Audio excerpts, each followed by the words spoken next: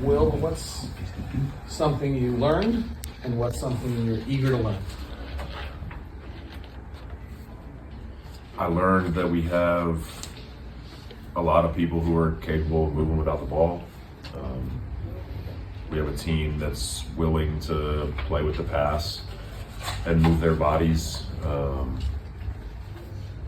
I think where we are as a group, it fits well. We don't have anybody who can dominate the ball, and so it's going to be a collective effort on the offensive side. I think I also learned that, our young guys are coming along physically.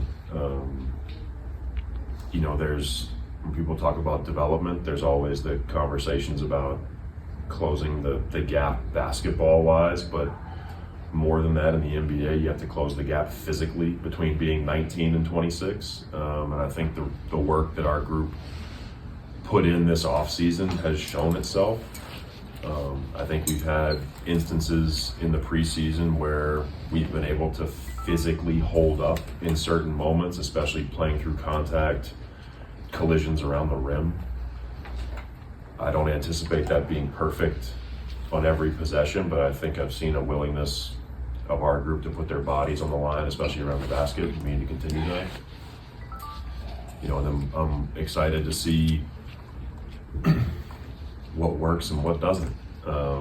Like a lot of teams in preseason, you don't get your full complement of players for every game. And so we have some lineups that we think we like, and we have some concepts that we think have looked good, but it's on us as a staff to always be evaluating our own group and be willing to change the things that aren't working as well.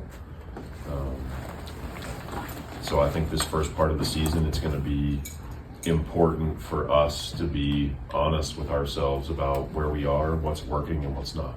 Speaking of lineups, do you know who's starting? I do, yeah. Could you share that with us? We're going to start Keontae, Svi, Lowry, Flip, and Walker. And what did John Collins do to kind of help this young team when he was here? John's a hell of a player. He's an established NBA player. He brought a great energy to our locker room every single day. He played so hard every game. I think our fan base loved his intensity. I just have so many flashes in my head, not of like the high flying plays, but of him digging out rebounds and kind of being all over the place. He also showed our young players that, you can be adaptable. We asked John to do some things and play in different spots that maybe he hadn't to this point in his career, and I thought he handled all that really well. John's like I said, he's a hell of a player, but he's a wonderful guy. I'm always rooting for John, just not tonight. You mentioned some of the lineup combinations you want to see, and curious, what Flip brings to that starting four spot, maybe different than what Taylor Hendricks would bring, and how you make kind of those choices. Yeah, I think Flip gives us another element of ball handling. If we're going to play a little bit bigger, you still have to have enough people on the floor that can handle the ball. And I think based on different matchups, there's moments to use Flip as a facilitator.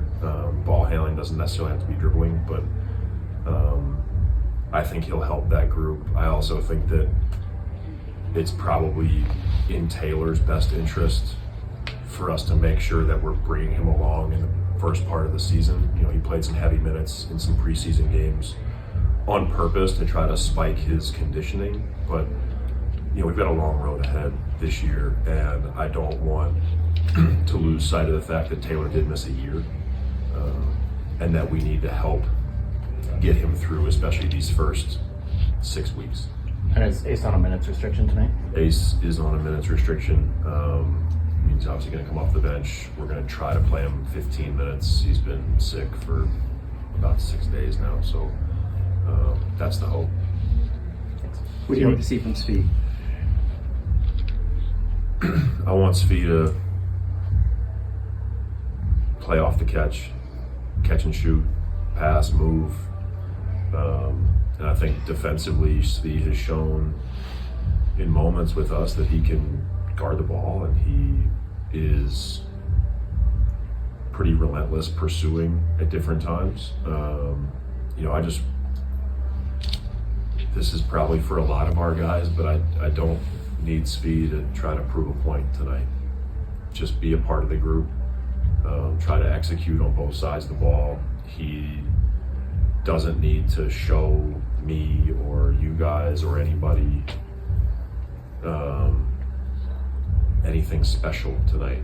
He just needs to compete to win and play within the framework of the group. The way we're playing with the ball moving the way it is, I think everybody's going to get plenty of opportunities. What has Jeff Van Gundy meant to the coaching profession and your personal journey? Jeff is a legend in so many ways. I think his relentless pursuit of knowledge is something that we should all aspire to. I was very fortunate to work with Jeff with Team USA. I miss the mornings of him knocking on my door at 6 a.m. with a half-drink Diet Coke and a stack of notes handwritten. He can consume film at a rate that I've never seen before. And as somebody who spent a lot of time in the video room, like, it is truly outrageous how much film he can take in. He's an all-time great coach, and he loves basketball. He loves teaching. I had so many amazing conversations with him, not just scouting and talking about our opponents, but you get into the theoretical part. As a young coach, it's not lost on me. There have been a lot of people who have shown me a lot of grace and given me their time and energy, even in moments where I probably, if I ask myself, it's like, I don't deserve Jeff Van Gundy giving me 2 hours at lunch talking about press break, but he did it anyway. And I think the way that he gives himself and is willing to give his knowledge to everybody else is remarkable. It's something that I aspire to. You aspire to hopefully be in a position one day where you can help other people, you can help young coaches. He's like a coaching purist in that way. He just wants to see the coaching profession continue to advance. I'm lucky to call Jeff a friend. Well, when you look at that lineup that you're going to have tonight and what you've had over the years, starting big players 3 through 5, what's your goal defensively with that group, and what steps do you want to take starting tonight to improve off of last season? Yeah, we have to protect the basket, and we can't take away everything. I think we have to do a better job physically of putting bodies between the ball and the rim. If teams beat us making jump shots, that's what we're going to have to live with right now. Hopefully they can be more contested than not. But, when we went back and have evaluated our team, there has to be better individual defense at the point of attack. But our bigger players have to do a better job around the basket, and that's everybody. There's also some ancillary things that have to improve. Turnovers really hurt us defensively last year because of how many live ball turnovers there were.